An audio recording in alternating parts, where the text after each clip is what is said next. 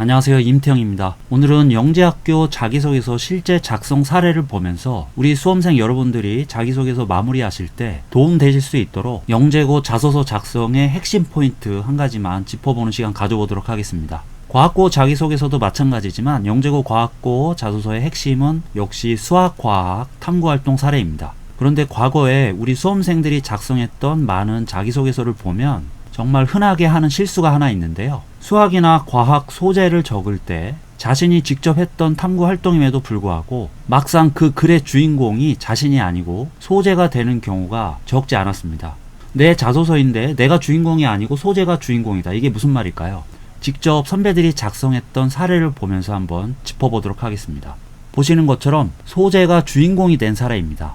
내용을 제가 한번 읽어보도록 하겠습니다. 지구과학을 좋아하는 저는 중력에 관심이 많았습니다.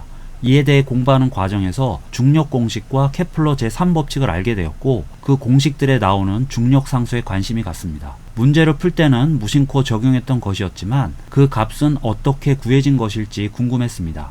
선생님께도 물어보고 책과 인터넷을 찾아본 결과 캐번디시가 지구의 밀도를 구하는 실험을 통해 알아냈고 비틀림 저울의 흔들림을 통해 구했다는 것을 알게 되었습니다.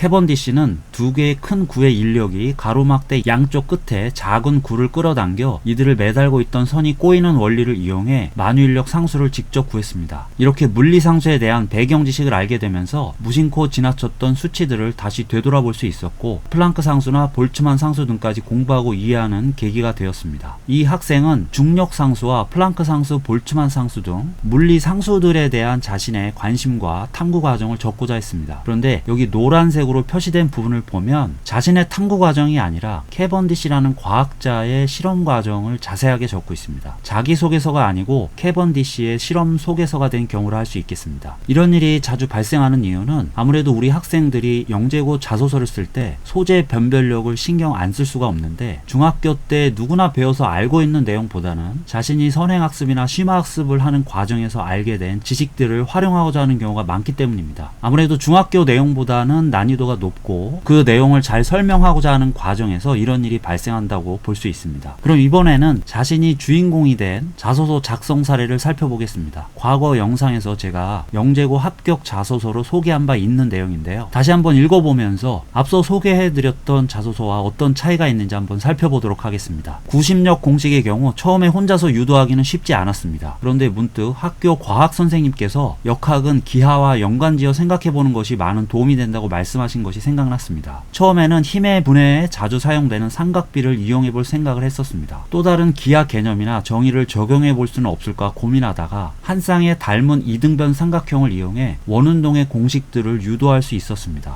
원운동의 궤도를 그리고 관찰하며 원의 정의와 등속 원운동의 성질을 통해 크기가 같은 성분을 찾을 수 있었습니다. 이후 닮은 비를 통해 구심력 공식을 유도해낼 수 있었습니다. 이런 과정을 통해 평소에 모르던 개념들, 예를 들면 각속도 등의 개념을 EBS 강의 영상을 찾아 들으면서 배울 수 있었습니다. 또한 제가 공식을 유도한 과정들이 문제집이나 서적 등에 나오는 내용과 비슷하다는 것이 놀라웠고 물리를 공부하는 것에 대한 자신감이 생겨났습니다. 구심력 공식에서 파생되어 나온 여러 정리들이나 원리들, 예를 들면 케플러의 조화법칙도 유도해 볼 수 있었습니다. 이 자소서는 구심력 공식을 자기 스스로 유도해 본 경험을 적고 있습니다. 하지만 단순히 구심력 공식을 소개하는 데 그치지 않고 여기 노란색 부분을 보시면 아시겠지만 이 공식 유도를 위해서 자신이 했던 고민이나 시도 과정을 자세히 적고 있습니다. 이렇게 자신의 활동 과정과 공부 과정에서 스스로 했던 고민이나 시도 과정을 자세히 적는 게 영재고 과학고 자기소개서 수학과학 영역 작성의 가장 중요한 부분이라 할 수 있겠는데요.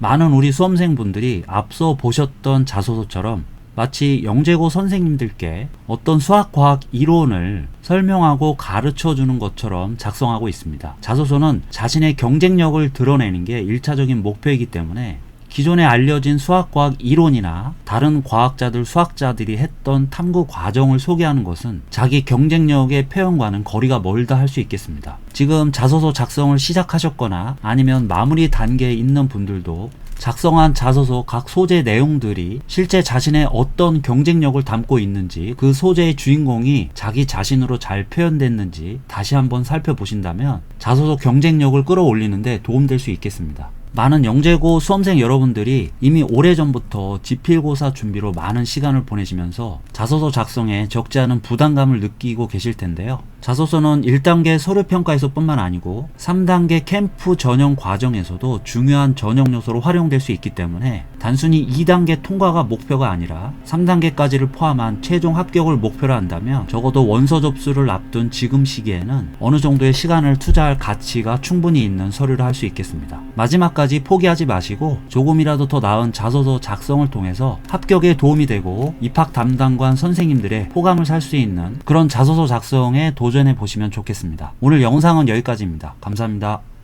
좋아요, 구독, 알람 설정, 댓글 달면 합격.